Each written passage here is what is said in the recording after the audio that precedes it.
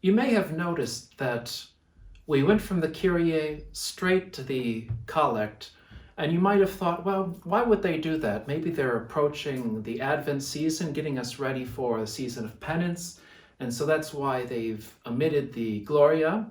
And if you thought that, that shows that you know a lot about the liturgy, but that's not the real reason. The real reason is because Canon Post has had great difficulties technically being able to get this video out. So now here it is. Hopefully we've got the Gloria, and we'll do a little explanation of some points that hopefully will uplift you spiritually. So, as I mentioned, in penitential masses, you do not have the Gloria.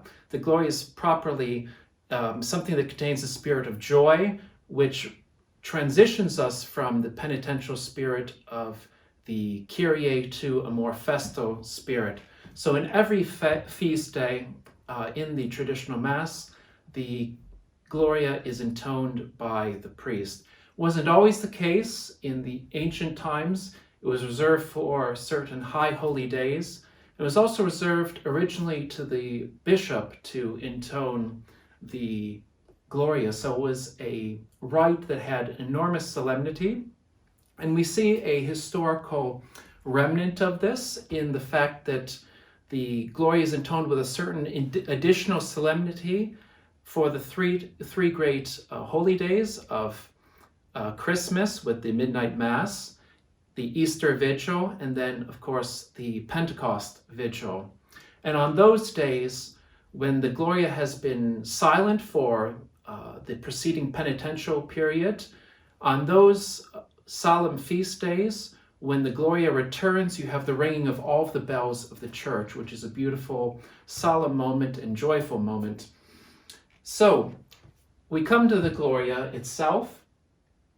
One thing I thought I would mention as well is that, of course, at the Mass, you have these cards on the altar which help the priest to read certain parts which are always part of the Mass, but without having to look at the Missal. One of these is the Gloria, so this card is known as the Gloria card. Now, in the Gloria, if we're going to talk about the Gloria, of course, we think immediately of the holy angels, we think immediately of the Nativity.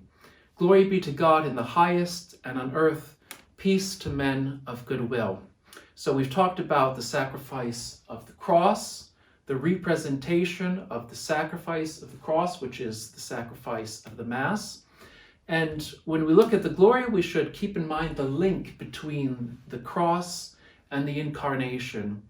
Christ will come amongst us through the mystery of transubstantiation. He will become present among us, God with us, Emmanuel, just as God came to us and came among us at the Feast of the Nativity. So,